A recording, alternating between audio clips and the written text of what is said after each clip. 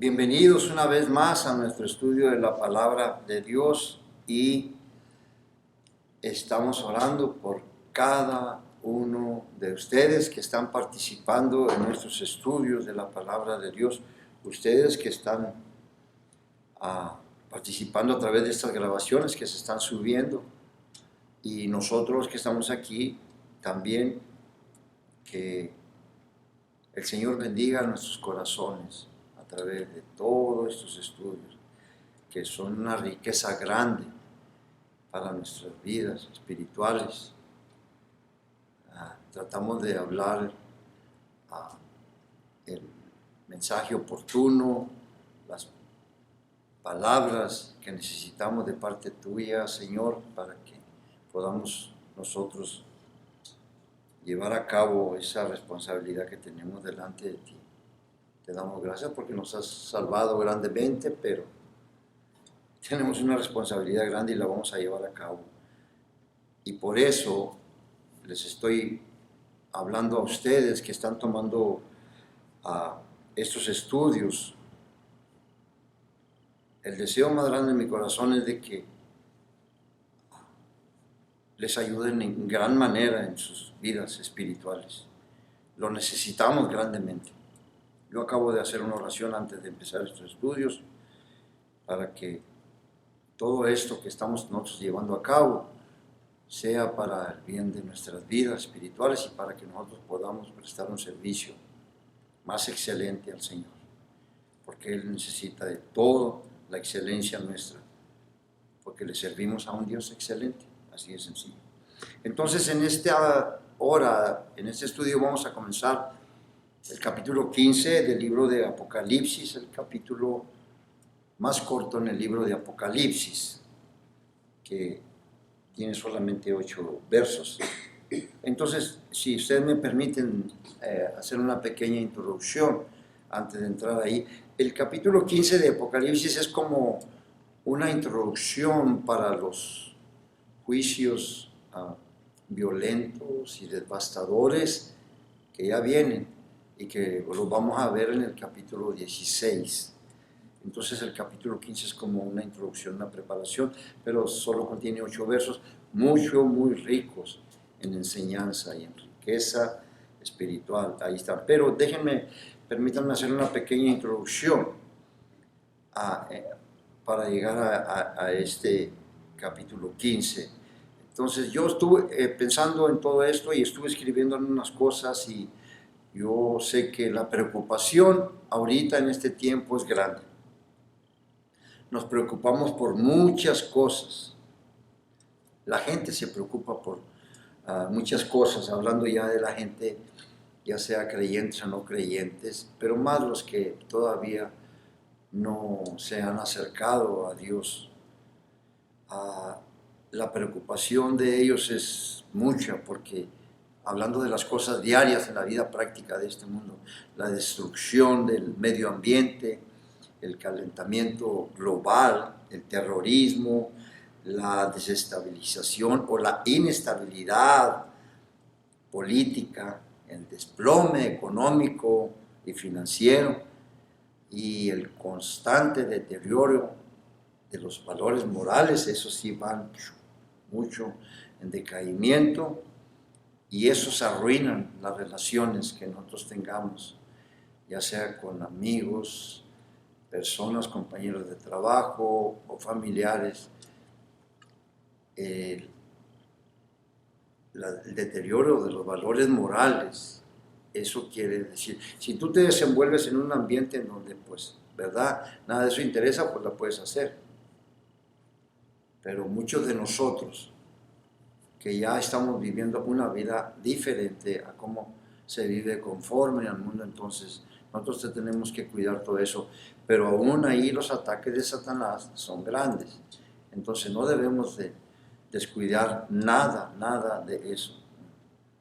Entonces esas cosas preocupan a mucha gente, tanto al mundo secular como a nosotros, pero hay una causa para la gente que todavía no conoce a Dios, hay una causa más que añadir a todo lo que acabo de mencionar, y es la sensación de un vacío permanente en sus corazones y que es fomentado principalmente, como hice mención en el estudio anterior, por la filosofía humanista y contraria a Dios, porque niega la existencia de Dios.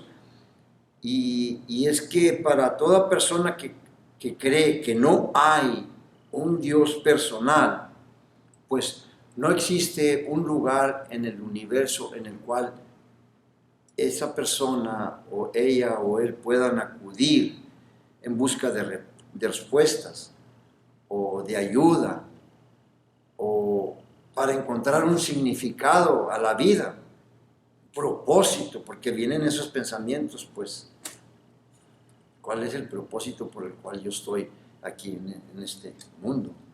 La vida es corta y pues va, un día somos y otro día pues a lo mejor ya no estamos. Entonces, eso es muy desesperante para muchas personas. Entonces, siempre me ha llamado la atención a una escritura que se encuentra en Eclesiastés capítulo 3 y el verso 11. Esto va a ayudar a muchas personas que andan buscando respuestas a muchas preguntas que traen, pero no las van a hallar. No las van a hallar hasta que no vengan a la fuente correcta, la fuente principal, que es la palabra de Dios. Eclesiastés capítulo 3 y el verso 11. Dice que Dios todo lo hizo hermoso en su tiempo y ha puesto, es importante, eternidad en el corazón de ellos, sin que el hombre alcance a entender la obra poderosa que Dios ha hecho en él, desde el principio hasta el fin. La Nueva Versión Internacional dice que ha puesto en la mente humana la idea o el concepto de la eternidad. Otra traducción, la Biblia al día, dice que ha puesto la idea de lo infinito, que hay algo superior a todo esto. Por eso la gente creyente o no creyente, no creyente, aún en su incredulidad, hay un sentir en ellos que hay alguien superior en el cual ellos pueden acudir, pero no saben, no conocen el camino, no hay quien lo dirija, es lo que estaba yo diciendo ahorita, hace unos momentos. Entonces es muy importante esto. Esta escritura me hace entender a mí que Dios hizo al hombre para su propósito eterno, y nada de lo que hay en este mundo puede darle la satisfacción a su alma, ni llenar ese vacío en su corazón. ¿Por qué razón? Porque el vacío que Él trae es eterno. Y nada de lo que hay en este mundo es eterno, es temporal. El único que puede llenar ese vacío es Dios, porque el único que es eterno es Dios. No puede haber otra manera. Entonces, en una ocasión estaba leyendo yo un libro y vi un comentario del escritor que dijo que la pregunta más grande en este tiempo es si el hombre puede en realidad soportar vivir sin Dios toda su vida aquí, sin dedicarle ningún tiempo, ni pensamiento, pues volvemos a lo que estamos hablando. El único momento o el único tiempo en que la gente se acuerda de Dios muchas veces es cuando están pasando por situaciones difíciles, o cuando miramos calamidades como esta que acabamos de pasar de la pandemia y de todo eso. Ahí sí se acuerdan de Dios y empiezan a hacerse preguntas y todo eso. Pero eso no es el caso. Dios no quiere eso, que lleguemos a un punto de eso, porque van a venir. No, mire, esto que acabamos de pasar no es nada para lo que viene más adelante. Acuérdense que estamos en el libro de Apocalipsis. Y aunque nosotros no tenemos nada que ver, la iglesia, vamos a entrar, pero sí nos vamos a acercar tantito ahí. No podemos vivir una vida deshogada. Entonces la Biblia de una manera muy clara presenta a Dios, y nosotros como cristianos creemos en Dios. Ese es el corazón de nuestra fe. Miren en el Salmo 90, miren lo que el Salmo 90 habla acerca de Dios. Salmo 90, vean el verso 2 primeramente. Salmo 90, verso 2. Antes que naciesen los montes y formases la tierra y el mundo, desde el siglo y hasta el siglo, tú eres Dios. Acuérdense que en hebreo no hay palabra para la eternidad. Entonces ellos usan la expresión desde el siglo y hasta el siglo. Esa es la eternidad. Desde la eternidad hasta la eternidad, tú eres Dios. Ahora, aquí hay una gran afirmación doctrinal tremenda acerca de Dios, porque nos dice que Dios es el único Dios. Tú eres Dios. Nos dice también que Dios es el Dios eterno. Desde la eternidad hasta la eternidad, tú eres Dios. Nos dice también que Dios es el creador, porque nos dice que antes de que naciesen los montes y formase la tierra y el mundo, tú eres Dios.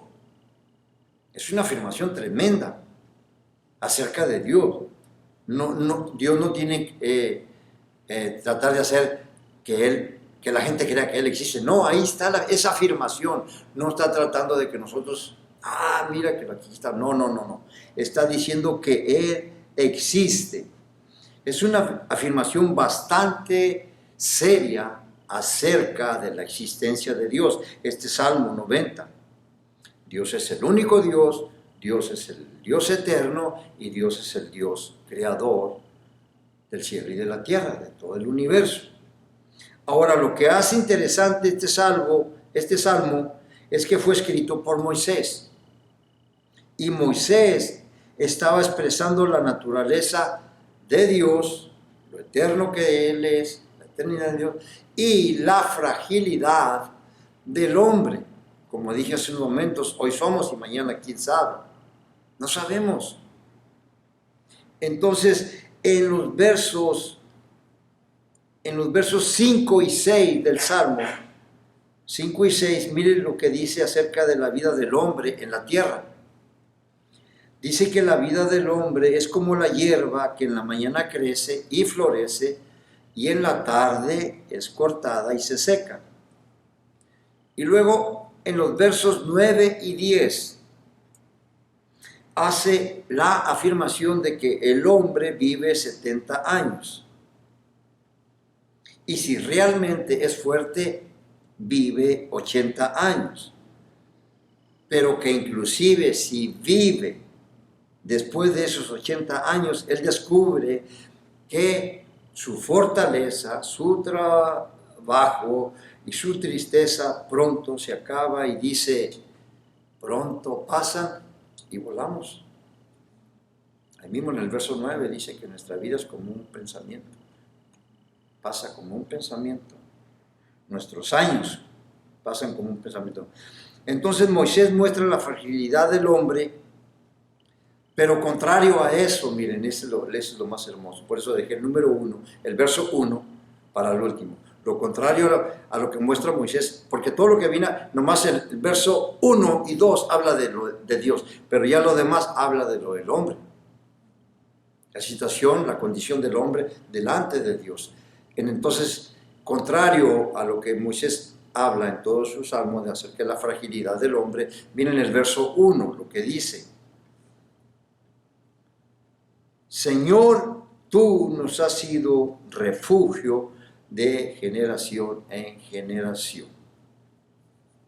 Entonces, esto es muy importante porque Él es nuestra seguridad.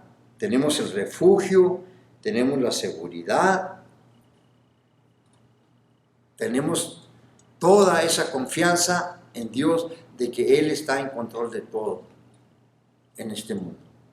Entonces, pero lo que es más aterrador acerca del futuro no es ninguna de estas cosas que yo mencioné. Por eso les digo que mucha gente está preocupada por lo futuro, por lo que viene, y que miramos cosas que están sucediendo, qué más va a suceder, qué más estamos esperando. Bueno, contrario a todas esas cosas, el calentamiento global, el terrorismo, que ya no puedes andar en una tienda, ya no puedes andar aquí, contrario a todo eso, digo, después de todo eso, hay algo más aterrador acerca del futuro. y no es ninguna de esas cosas que yo mencioné.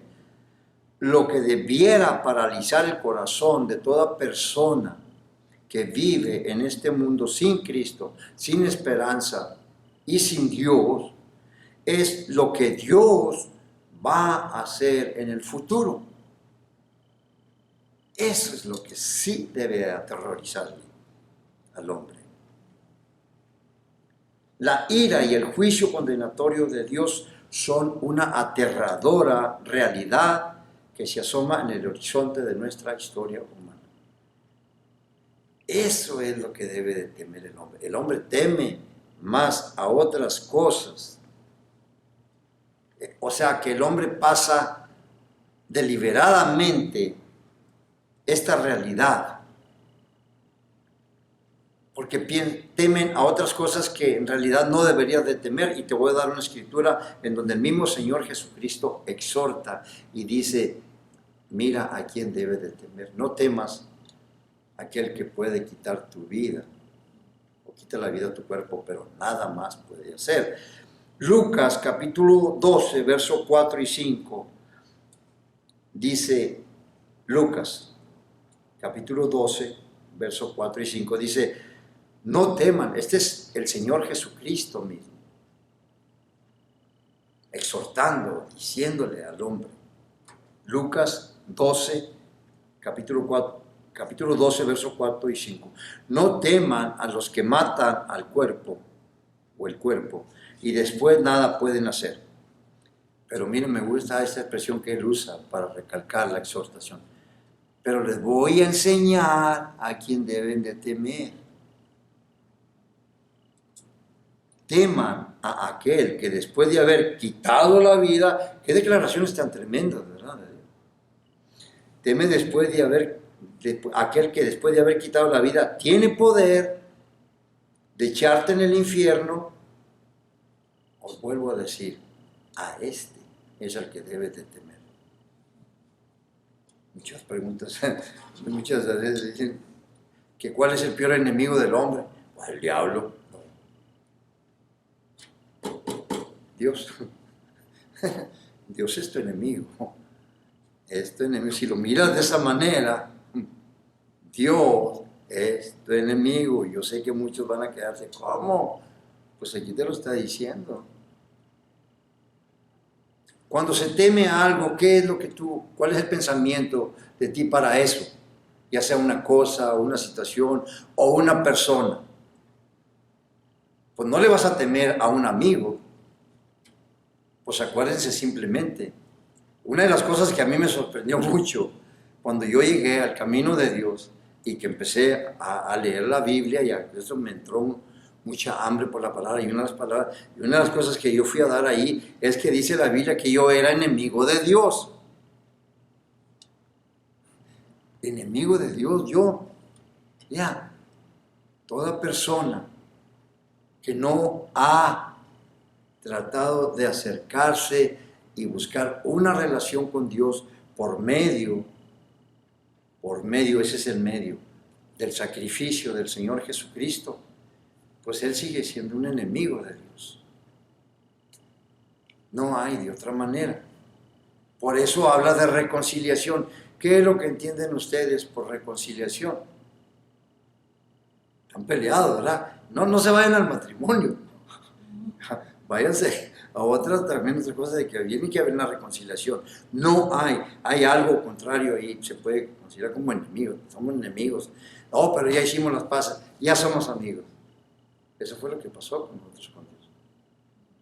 Pues eso es lo que está diciendo. Miren, el pecado de Adán en el Edén puso a toda la raza humana bajo el juicio y la ira de Dios. Simple y sencillamente.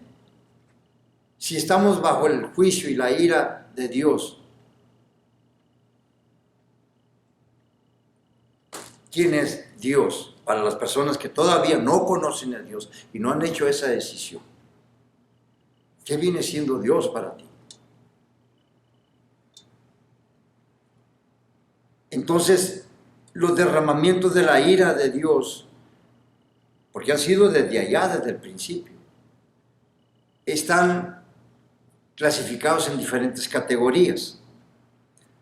Primero, hay una ley universal que Dios ha puesto para todo ser humano, creyentes y no creyentes. Y este es el juicio, o sea, la ira de Dios, diferentes categorías. La ira es juicio. La ira de Dios se muestra o se puede llamar la ira de la siembra y la cosecha. Es una ley universal que Dios ha establecido para todo ser humano, no solamente nomás para las personas incrédulas, no, también para el creyente. Toda persona que peca y hace maldad, pues va a recibir las consecuencias de su maldad o esa decisión que él está haciendo. No puede ser de otra manera. Es muy importante que se entienda eso. En Job, capítulo 4 y el verso número 8, voy a dar una escritura del Antiguo Testamento, hay muchas escrituras. Voy a dar una escritura del Antiguo Testamento y voy a dar una escritura del Nuevo Testamento.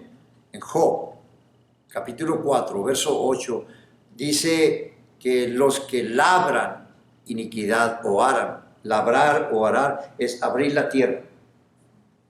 Los que labran o aran iniquidad y siembran injuria, pues eso es lo que vas a cosechar. Eso es lo que vas a cosechar. Si tú siembras odio, vas a cosechar odio. Esa es la ley de la cosecha, aún literalmente. Te lo voy a poner más sencillo. Si tú siembras tomate, pues no van a salir duraznos, ¿verdad? ¿Qué es lo que va a salir? Tomate. Si tú siembras semilla de tomate, va a salir tomate. Es la misma ley que está aquí. Lo que tú siembres, eso vas a cosechar. Pablo, en Gálatas, capítulo 6,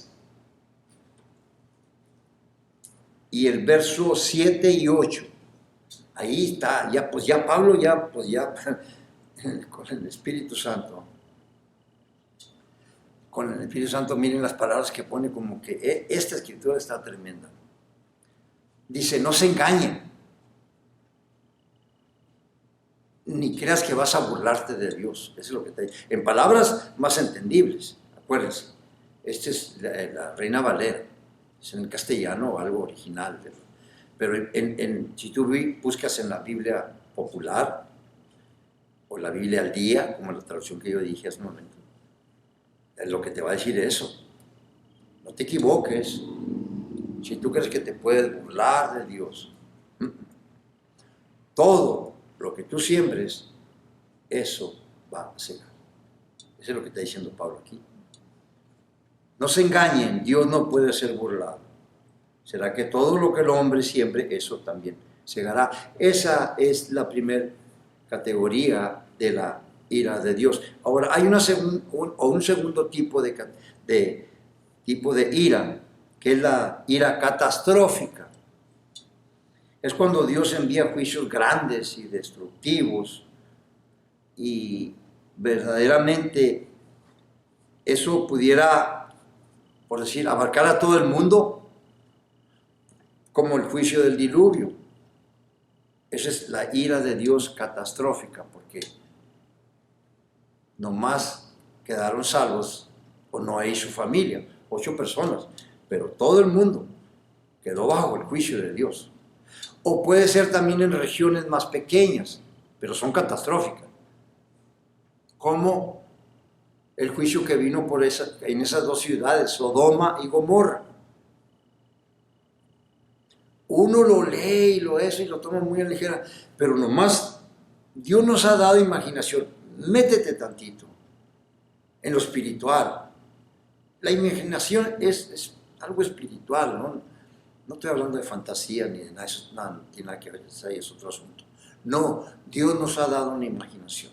Nomás ponte a pensar.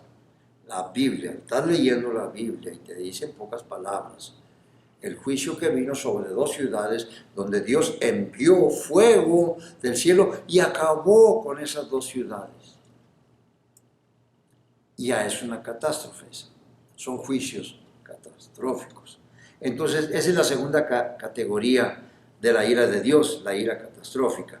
Hay un tercer tipo de ira, y se le conoce como la ira del abandono, la ira del desamparo de Dios. esa ira está presente hoy. Romanos capítulo 1 y el verso 18 en adelante hasta el verso 32, ahí está, todo eso es un párrafo. Es un párrafo, desde el verso 18 hasta el verso 32. Ahí describe la situación, la condición del hombre actualmente. Pero fíjense en el verso 18, que esa ira de Dios, la ira del abandono, del desamparo de Dios, es presente.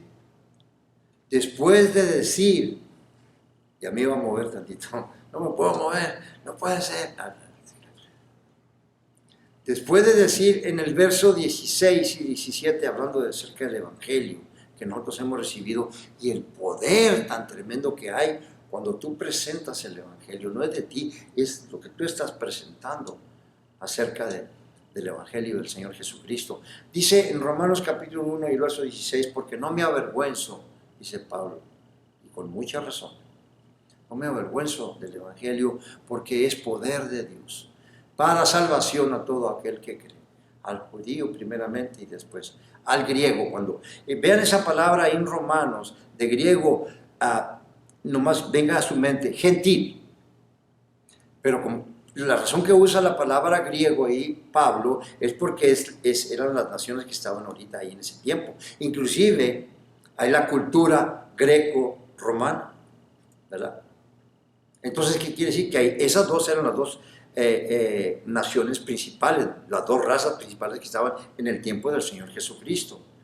Inclusive Dios tenía ya todo planeado, porque el idioma griego invadió cultura hebrea, cultura siria, cultura egipcia. El idioma griego dominó mucho esas partes.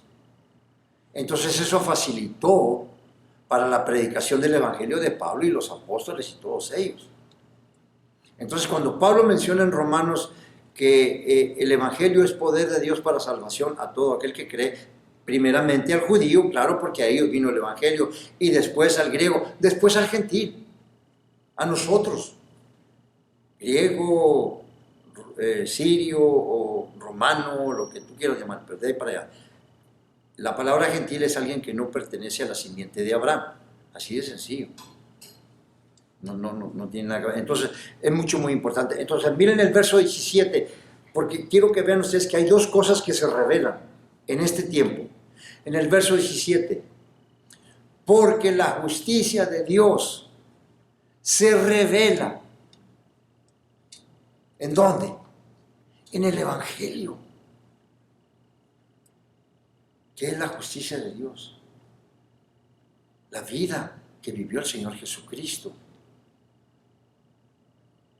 en esta tierra, que en ese momento cuando nosotros recibimos al Señor Jesucristo en nuestro corazón y fueron perdonados nuestros pecados, hubo una transformación, una regeneración. Entonces, en ese momento somos vestidos con las vestiduras de Cristo. Esa es la justicia de Dios. ¿Qué son las vestiduras de Cristo? La vida perfecta, impecable que Él vivió, nosotros no la vivimos, pero esa vestidura nos es apropiada a nosotros para cuando estemos un día delante de Dios. Es más, hagan de cuenta que, a ver si uso esta palabra, nos prestó el Señor Jesucristo su vida. Por eso Él tuvo que venir a vivir una vida entera. Porque si solamente nomás vino para que nuestros pecados fueran perdonados por medio de su sacrificio en la cruz, porque no descendió del cielo cuando Él tenía 30 años, pero no, es un patrón, es un plan tan tremendo el de Dios, hermanos, que eso te ciñe a ti. No puedes concebir cómo Dios en su grande misericordia haga esto por uno que no merecíamos.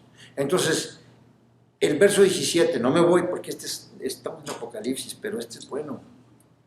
El verso 17, porque la justicia de Dios se revela en el Evangelio por fe. By faith. Como está escrito, el justo por la fe va a vivir. Nuestra vida es una vida de fe. Debe de ser. siempre. Y Hebreos capítulo 11 y el verso 6 dice que es imposible agradar a Dios sin fe. Porque es necesario que todo aquel que se acerca a Dios crea que Él existe, que hay un Dios y que Él es galardonador de todos aquellos que le buscan. Antes de conocer a Cristo, Él nos buscaba. Él nos buscó y nos encontró y nos salvó. Después, ahora la búsqueda es de nosotros hacia Él. Todos los días de nuestra vida debemos de buscar a Dios. Así es. No hay vuelta de hoja. Tiene que ser así. Ahora, si se fijan ustedes, el verso 17, porque la justicia de Dios se revela, ese es presente. Ahora, ¿qué dice el verso 18? Y también la ira de Dios se revela presente en este tiempo contra toda injusticia e impiedad de los hombres que detienen con injusticia la verdad. ¿Cuál verdad? De que existe Dios, de que hay un Dios poderoso. ¿Por qué digo esto? El verso 19 te lo dice. Verse 19. Porque lo que de Dios se conoce les es manifiesto al hombre, al ser humano. Porque Dios mismo se lo ha manifestado y ahí se viene. Léanlo todo eso hasta el verso 32. En el verso 20 te dice por qué es que Dios se los ha manifestado, por medio de qué, de la creación. Pero miren, lo más importante ahí, estoy hablando de la tercer tipo de ira, que es la ira del abandono, la ira del desamparo de Dios. En todo ese párrafo del verso 18 al verso 32, que vas a ver la condición del hombre, hay tres frases que Pablo emplea para describir ese tipo de la ira de Dios, el abandono, el desamparo. Usa la palabra y Dios los entregó. Me parece, si los tengo apuntados aquí, es el verso 24, el verso 26, el verso 28 y el verso, esos tres versos. Verso 24, verso 26 y verso 28.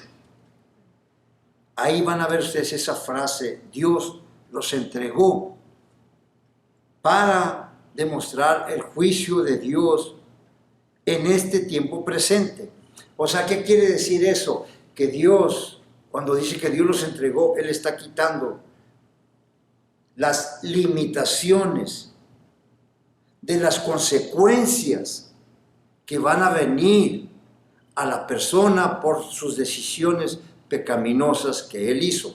O sea que, bien, hay una restricción que Dios tiene sobre todo ser humano y sobre todo el mundo, para que el mal, pues si no hubiera esa restricción, Satanás, como decimos nosotros los mexicanos, anduviera como Juan por su casa, haciendo y deshaciendo. No, Señor, no se manda solo. Él no puede hacer nada si no es por el permiso de Dios. Y tiene que ser así, porque si tú no crees que Dios permite la maldad o ciertas cosas que sucedan, entonces el hombre puede hacer lo que él quiera. Satanás puede hacer lo que él quiera. Dice Dios, no, pues yo no puedo hacer, es que no, nada puede hacer. Ese es lo que quiere decir la soberanía de Dios, el Dios soberano. Nada sucede en este mundo sin la voluntad de Dios. Si tú no crees eso, vale más que lo pienses. Lo voy a decir en inglés. Think about it. Think about it. Yeah. Sí, piénsalo. Tiene que ser así. Muchos no lo aceptan. Muchos no creen en soberanía. Miren, esas cosas que uno habla de soberanía y que de esto. Yo aquí, no, pues, no andamos bien todavía entonces en esto. Entonces es muy importante. Miren, hay una escritura en el Antiguo Testamento, esa está más tremenda, que nos respalda esto que les estoy diciendo, y es lo mismo que habla de la ira de Dios, llamada el abandono o el desamparo de Dios. Cuando Dios se aleja, se retira, Deja que el hombre se desemboque en sus propios pecados, porque Dios trata con el hombre continuamente, continuamente. No va a haber excusa con el hombre. Va a decir, pues nadie me dijo, nadie me habló, nadie me esto, y yo cómo iba a saber que no va a haber excusa. Ahí lo dice Pablo. Miren, en el Antiguo Testamento, el profeta Oseas capítulo 4, el verso 17, dice, y está cortito el verso, es todo lo que dice. Oseas capítulo 4 y verso 17. Debo esperar. Quiero que esa palabra llegue a tu corazón.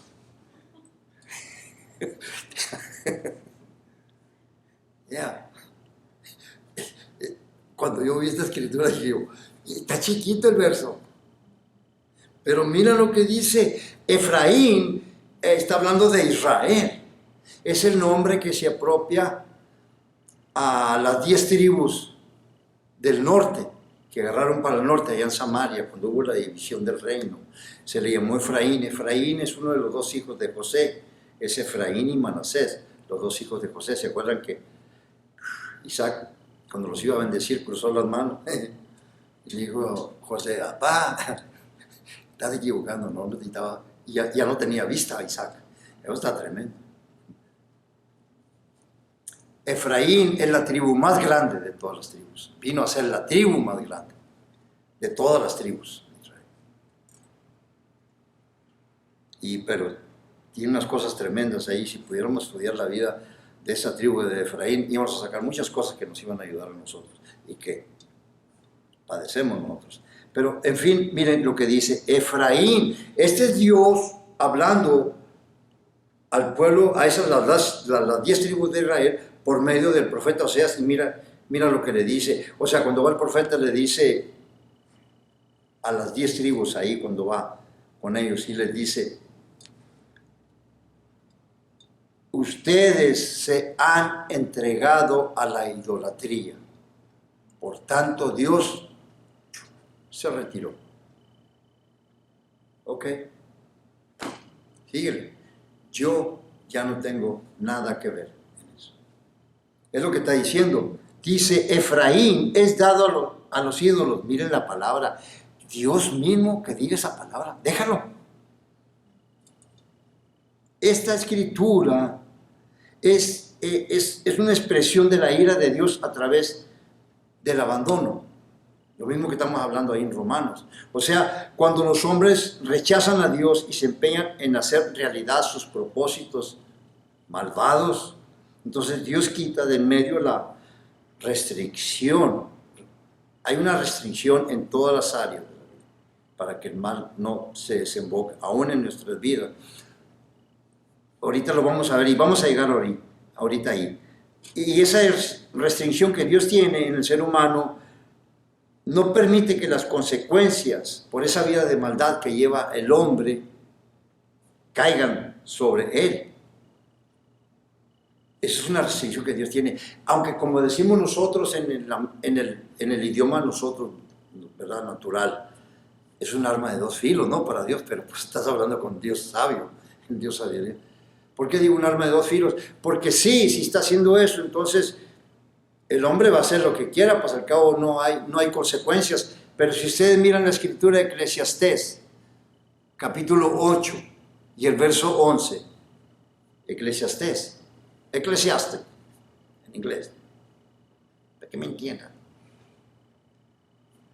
Capítulo 8 y el verso 11, esa escritura está tremenda. Todas, pero cuando estamos hablando de algo, entonces eso está tremendo para esto que estamos hablando. Ahorita se me vino a la mente. Eclesiastés capítulo 8 y el verso 11 dice que por cuanto no se ejecuta, no se lleva a cabo el juicio o la sentencia sobre la mala obra del hombre, o sea que no te cae juicio luego, tú haces esto y ¡pum!, ¿verdad? Rápido, órale. Entonces, con la restricción de Dios, Él trata, detiene, para que el hombre recapacite, reflexione y llegue a un arrepentimiento. Pero, como les digo, es un arma de dos filos, pero Dios sabe lo que hace y en su grande misericordia y en su amor para con nosotros, aun cuando nosotros andábamos fuera de la voluntad de Él, dice que por cuanto no se ejecuta la sentencia o el juicio sobre la mala obra, ¿qué es lo que dice? Que el hombre sigue con un corazón dispuesto a hacer la maldad y el mal. Es como los que asaltan un banco. Pues asaltarle un banco es como quitarle el dulce a un niño, ¿no? Como decimos, ¿verdad? Porque ves unas personas indefensas, ellos entran con unas armas tremendas y todo eso. Oye, pues ¿quién no se va a rendir, verdad? No, nada. Ahí está, y te rindes todo eso. Y órale, y agarran todo eso. Y luego lo primero que dicen, oye, estuvo bien esto, ahora cómo ves si pues, planeamos otro. Y puede que en el segundo también lleven a cabo eso también. Pero en el tercero, que quieren llevar a cabo, ahí se les acaba el corrido. Eso es lo que yo entiendo sobre esto. Es el hombre también, que cree que como no hay consecuencias, no hay juicio sobre la maldad que él está haciendo, entonces él sigue. Pero por eso les estoy diciendo aquí que ese es parte de la ira de Dios, el abandono, el desamparo, en donde hay muy pocas posibilidades que esa persona venga a un arrepentimiento.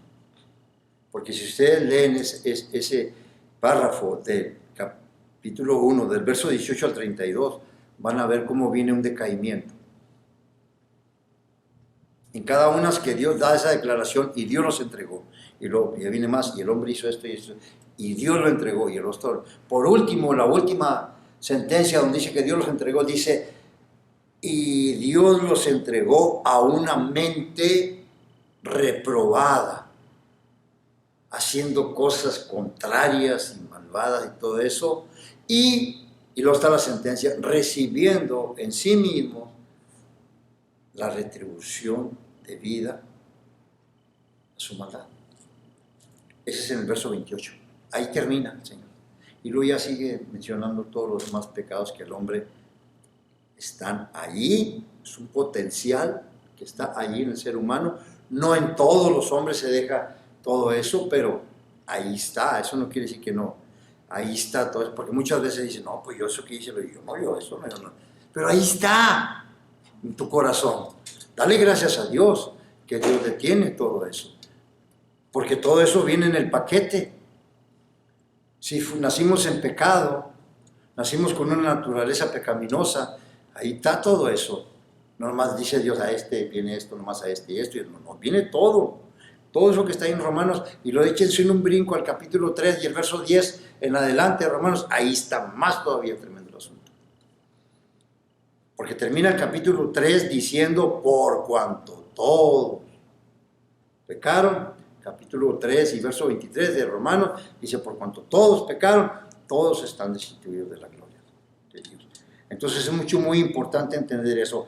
Ahora, hay un cuarto tipo de ira, ya me estoy acercando al final de la introducción. Hay un cuarto tipo de ira, la ira escatológica de Dios, esa es la que estamos estudiando aquí. La ira escatológica es donde Dios va a derramar en el futuro sobre el mundo entero el juicio. Miren en 1 Tesalonicenses capítulo 1 y el verso 10. Estas escrituras son muy importantes. Miren, esto es muy importante. Porque ya vamos a entrar en el final de los juicios de Dios. Ya estamos cerca. Pero es bueno que ustedes se lleven esto, para que tengan una base. No nada más escuchar como un resumen del libro de Apocalipsis, porque yo sé que muchos de ustedes sí conocen el libro de Apocalipsis, pero hay muchos que no conocen el libro de Apocalipsis. ¿De qué sirve yo dar un resumen? Yo tenía eso en mente, dar el resumen nomás del libro de Apocalipsis, pero yo dije, no, cuando ustedes me dijeron que se estaba subiendo arriba, pues dije yo, va a haber gente que no traen tanto conocimiento así, y hay mucha gente que no lee el libro de Apocalipsis. Pero para que vean que todo esto tiene mucha relación con nuestra condición en la que estábamos antes de venir a Dios. Entonces, 1 Tesalonicenses capítulo 1 y el verso 10 Miren lo que dice ahí. Y esperar de los cielos a su Hijo, al cual resucitó de los muertos, a Jesús, quien nos libra de la ira venidera. Esa parte última, ténganla en cuenta, nos libra. Ya está, ese es para la iglesia, le está hablando a la iglesia. Nos libra de la ira venidera. Esa ira todavía no viene, esa es la que estamos estudiando en el libro de Apocalipsis. Esta no es la ira que acabo de hablar en Romanos, esa ira de Romanos 1:18, la ira del abandono y del desamparo de Dios, donde Dios quita su amparo, su protección sobre la persona, esa está presente hoy. Y va en conjunto con lo que el hombre siembra. Y eso va a cosechar, van juntos, eso está presente. La ira catastrófica ya pasó. Con el diluvio, con las naciones de Sodoma y Gomorra, con la torre de Babel, cuando Dios los esparció, confundió las lenguas y ahora sí, vámonos. Y a volar, todos empezaron a distribuirse por todas las partes del mundo. Todo eso es parte del plan de Dios, pero todos son esos de la ira catastrófica. Y luego la ira presente, la ira del abandono, esa está ahorita.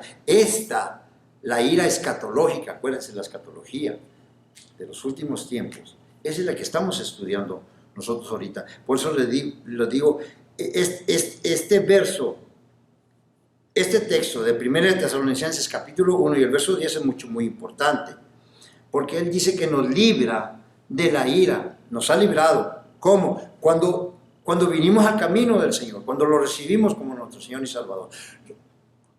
Los que ya pertenecemos al cuerpo de Cristo, que es la iglesia, no tenemos que temer a esto.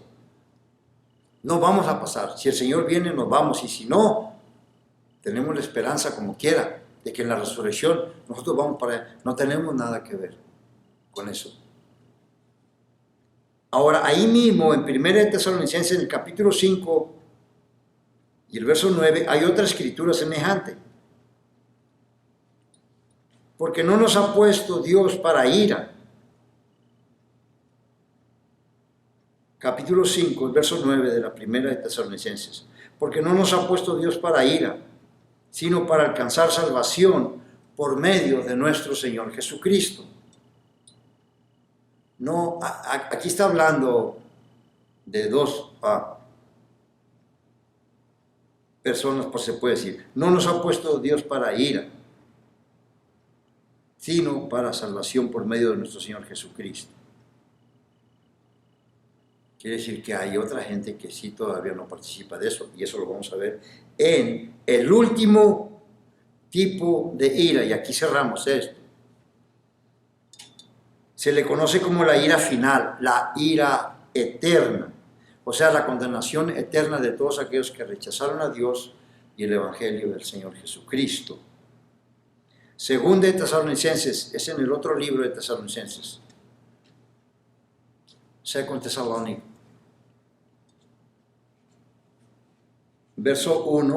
Capítulo 1, versos 7 y 9. Dice en el verso 7, y a ustedes que son atribulados, Dios les va a dar reposo, así como a nosotros. Cuando se manifieste el Señor Jesucristo desde el cielo con los ángeles de su poder. Aquí está hablando de la segunda venida literal, visible y corporal del Señor Jesucristo a la tierra después de la tribulación, al final de la tribulación. Verso 8, en llama de fuego, para dar retribución a los que no conocieron a Dios ni obedecieron el Evangelio de nuestro Señor Jesucristo. Verso 9, ahí está la ira eterna, la ira final, los cuales sufrirán pena de eterna perdición, excluidos de la presencia del Señor, separados. Esa es la decisión que el hombre hace aquí, en la tierra, no después del sepulcro, antes del sepulcro. La decisión que tú hagas es estar con Dios o separado de Dios, así de sencillo. Aquí lo está diciendo. Los cuales sufrirán pena de eterna perdición, excluidos de la presencia del Señor y de la gloria de su poder. Ahora, en los juicios de Dios hay una extraña paradoja, si en inglés, paradoja, paradox. Ya me acordaba. Hay una extraña paradoja. Una paradoja es un hecho que en apariencia es contrario a la lógica. O sea, como algo contradictorio, pero no es contradictorio. La paradoja no es contradictorio.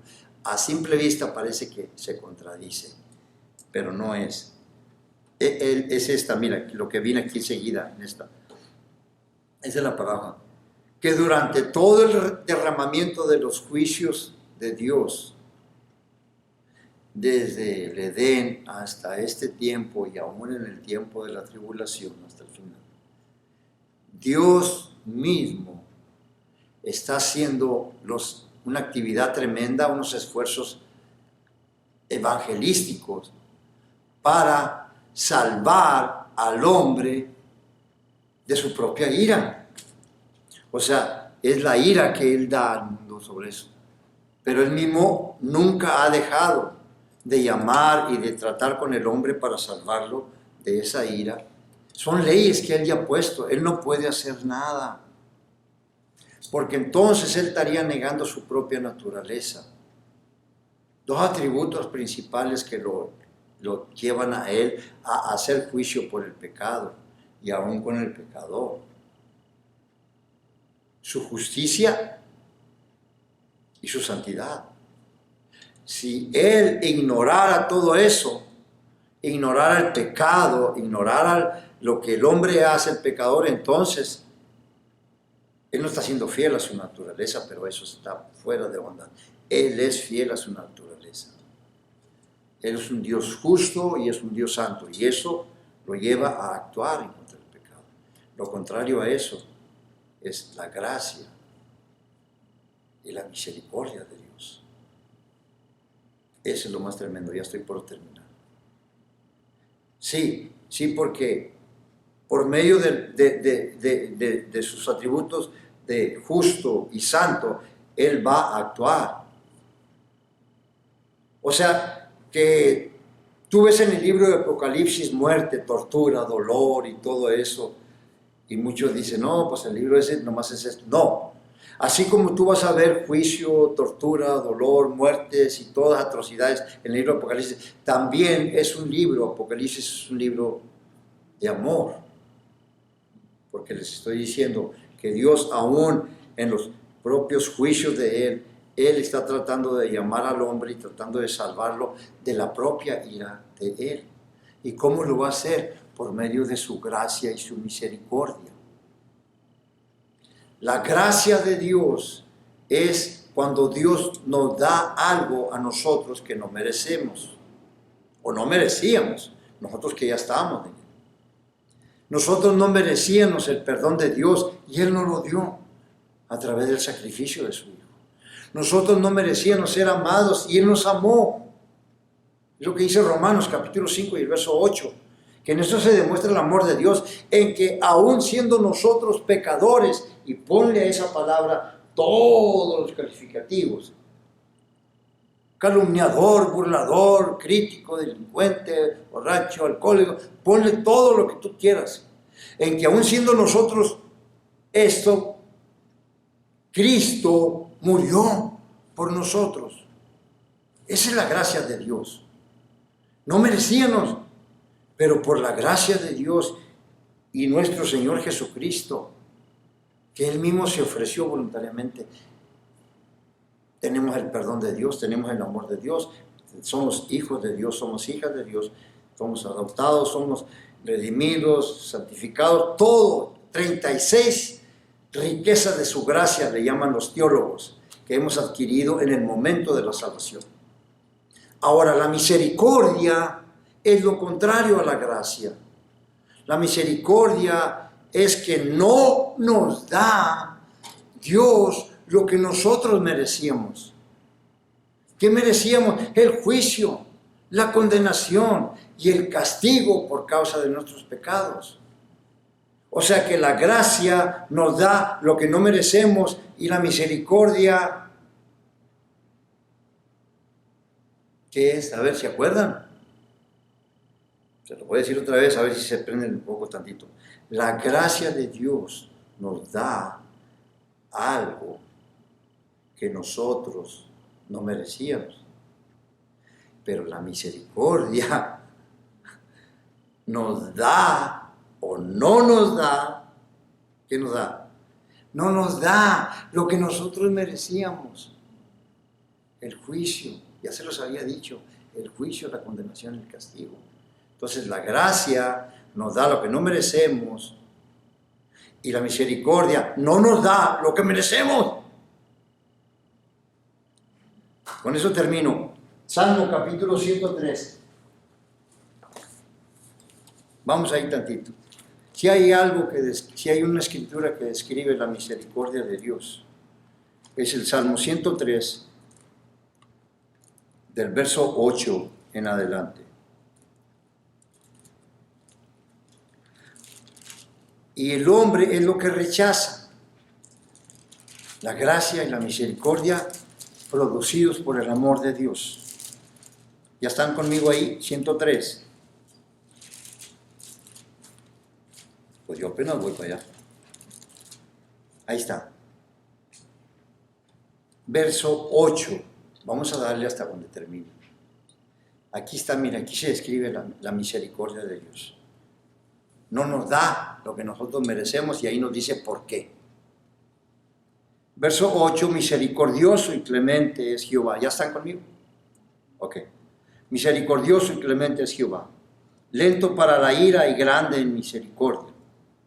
No contenderá para siempre, ni para siempre va a guardar su enojo. No ha hecho con nosotros conforme a nuestras iniquidades, ni nos ha pagado conforme a nuestros pecados. Porque como la altura de los cielos sobre la tierra, así como la altura de los cielos sobre la tierra, así engrandeció su misericordia sobre los que le temen. Y así como está tan lejos el oriente del occidente, así también hizo alejar de nosotros nuestras rebeliones. Así como el Padre se compadece de los hijos, Él también, Dios se compadece de los que le temen. Y miren por qué. Porque Él conoce, subrayenla, Él conoce nuestra condición. Él sabe. Qué amor tan tremendo es Dios. Porque Él conoce nuestra condición. Se acuerda de que somos polvo. Y vuelve a decir la fragilidad del hombre, lo que habla. Allá era Moisés, aquí es David. Lo mismo.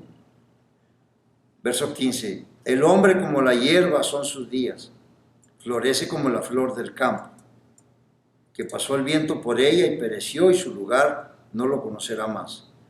Mas la misericordia de Jehová es desde la eternidad hasta la eternidad sobre los que le temen, y su justicia sobre los hijos de los hijos, sobre todos aquellos que guardan su pacto y los que se acuerdan de sus mandamientos para ponerlos por obra.